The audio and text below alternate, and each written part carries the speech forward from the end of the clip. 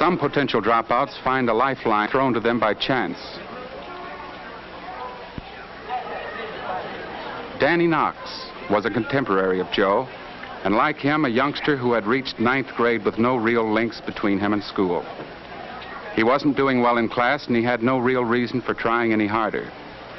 He, too, hated the whole setup. But then one day, at the suggestion of an attentive teacher, he decided to try out for the track squad.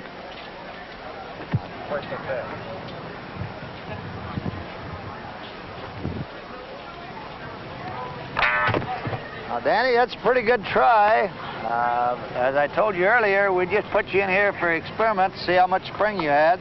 And there's probably nothing wrong with your spring. However, from watching you out here in the warm-up, I'm sure that you have better leg speed, and we probably should get you in the sprints. Before you go up today, we'd like to try you in a 100-yard dash. Okay.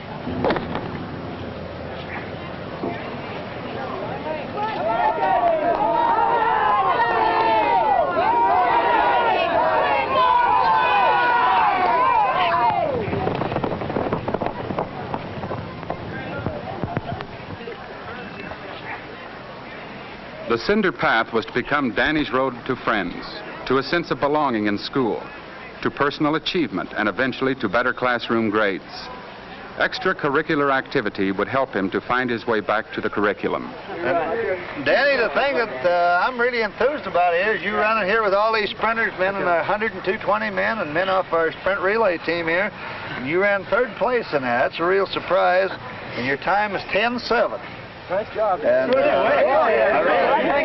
realize you're new out here for track, but you find 10:07 is pretty remarkable for a new boy out here in his first time trial.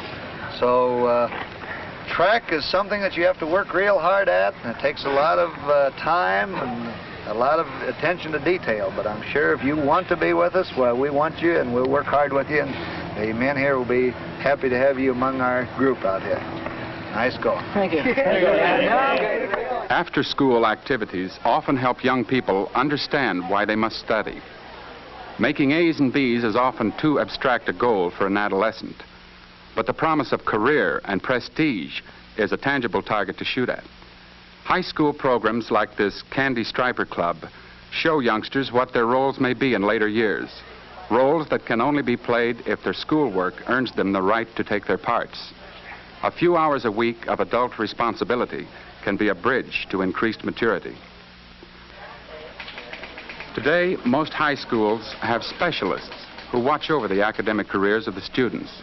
School counseling, still grossly understaffed in most of our communities, is the best antidote to underachievement, the strongest deterrent to dropouts. The school counselor is trained to watch for danger signs and to help in an emergency. He sees the students as persons with individual problems. Going? No, pretty good. I was a little bit disturbed when I received this 6 weeks grade report. I thought you were going to pick up in English a little bit. Well, it all seems sort of pointless to me. Pointless? Well, I think I'm going to quit school at the end of the semester. What seems to be the trouble? Oh, everything in general, I guess. Isn't your boyfriend graduating this semester? Yes, he might get a scholarship to state. Does this have something to do with your decision? Yes, but the main reason is my parents. Well, what seems to be the difficulty? I just want a little freedom. They just treat me like a child. I'm just tired of it. Everything I do, everything I say. My mother has to even come with me when I buy my clothes. It just seems like she doesn't even trust me. They tell me who I can go out with, what time I have to be in. I have to bring my friends to the house before I can go out with them or anything. It's just terrible. I feel like I'm in prison. Have you talked this over with Bob? Yes, I have. He isn't pushing me at all. Of course, he doesn't want me to quit. Well, what are you going to do? I'll get a job, any kind of a job. What could you do? Oh, I could get a job in the department store or a waitress, anything. Is that really the kind of job you want? Well, no, I'd like to be a secretary, but I realize that takes education and a high school diploma. Do you think you could make enough at these jobs to live as you are now? I think I could manage. Really? course you couldn't. You're really after independence. But I wonder if this is the way to go about it. You might wind up with less freedom than you have now. If you stay in school a little while longer, you'll be on the road to real independence, if it only means getting the kind of job you want. Now, I know you could get along with your parents if you really wanted to. Why don't you think it over a little while longer? Well, I don't think there's anything to think about it. I've made up my mind, and I don't like school, and I want to drop out. Like Joe, Linda is anxious to grow up. Now, not later. She feels that leaving school means leaving humiliation and childhood behind. The counselor who understands adolescents and respects them can very often help them to change their minds. But Joe reached the beginning of his 11th year in the school system without counseling, without any real ties to fellow students, without motivation for the hard work of overcoming his scholastic handicaps. That first day of the 11th grade was the day Joe Conklin went out into the world, dropped out into the world by the back door. Even then, he wasn't sure he was doing the right thing. Even youngsters who hate school have strong feelings holding them to the pattern of our system. He wasn't breaking any law now, but he felt as though he were.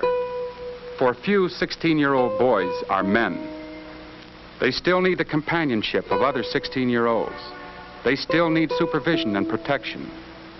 The grown-ups world is frightening and challenging, even when it is attractive.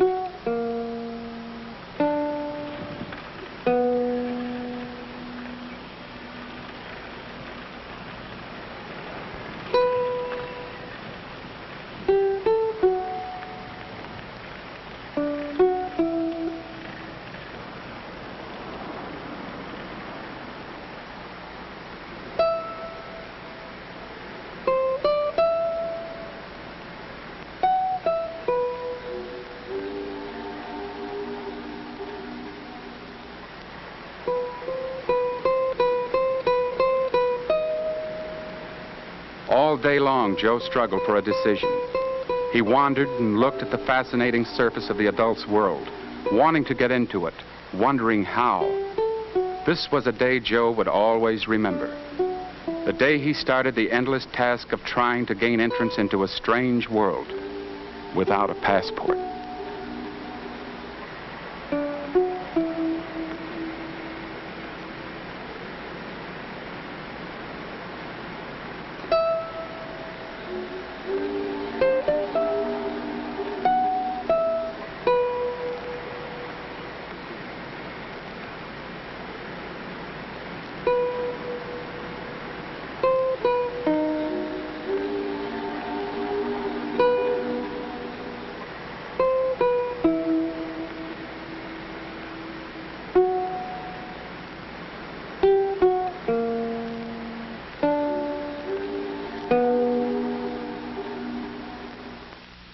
Most schools in America today are trying to keep their Joes from dropping out.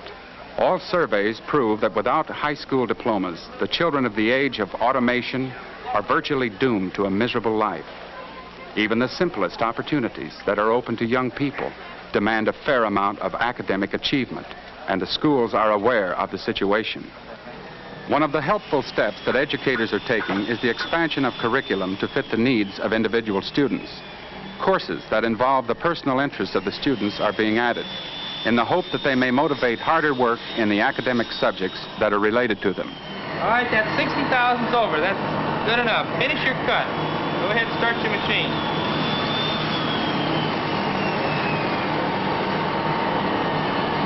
What is your dwell?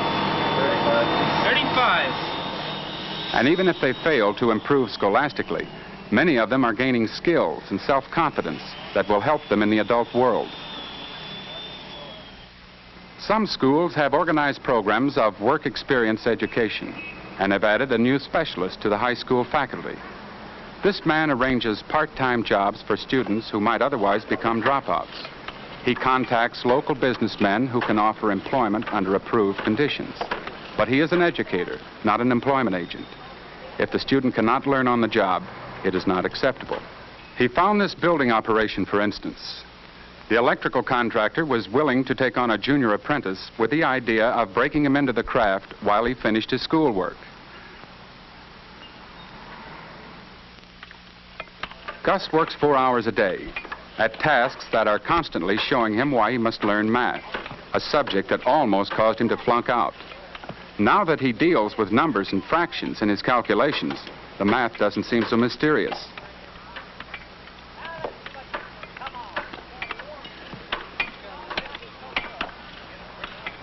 The work experience educator makes it his business to visit the building site at intervals, to see that Gus is right for the job and the job is right for Gus. For Gus is still in school. He spends 4 hours a day in class under a special program that will enable him to graduate along with his proper grade. Many of the boys and girls who are enrolled under this work experience plan show a considerable increase of interest in their entire school program. Have there ever been any cases in which the Attorney General and the Public Defender were up against each other in court? They are more serious, they try harder, they do not have to be pushed to learn. For one thing, their confidence in themselves has been restored. For another, they do not feel that they are alone, humiliated, branded as failures. And thirdly, they see some hope for their futures. They are assured that they will enter the adult world by the front door. Little wonder they are interested in what goes on in that world. But the 4-4 plan, as it is called, does not operate impersonally. The progress of the students is constantly checked by supervisor and counselor. And we finally found him a job with Mr. Caleras, an electrical contractor. How is he doing in the classroom now, by the way? Very good. His grades are coming up. I talked to his instructor, and he's getting along better with the other students and himself as well. He's beginning to learn the practical value of what he's learning here. You've talked with his parents? I talked to his parents just last week, and they're delighted with the change of attitude. And, of course, I'm very happy because this means he'll be able to graduate from school. Our Joe got a job when he left school a year ago. Then he got a car, souped it up, found himself a girl. Now at 17, he's lost that job and 2 others. The unskilled worker is the last to be hired and the first to be fired. Every new machine, every business recession ends his employment once again. And so Joe will go on searching for jobs, seeking the way in, driving to nowhere. When did he lose his way? Would someone like to volunteer to help us with this? Why don't you do something about it? Are you through now? Over a ravine. Doesn't matter how you get it, just as long as you get the buck. That's what I always say. For Joe and thousands like him, there are no counselors, no remedial reading classes, no help at school or at home, no help from community agencies. And remember, almost 1 million Joes a year drop out of school and are lost. Lost to their time, lost to themselves. For a little while, Joe still has a chance. If his community, his school, his neighbors want to help, if he himself wants to be helped, he can still turn back and rediscover what he has given up, the chance to learn. If he doesn't, his search will be endless. There is no shortcut.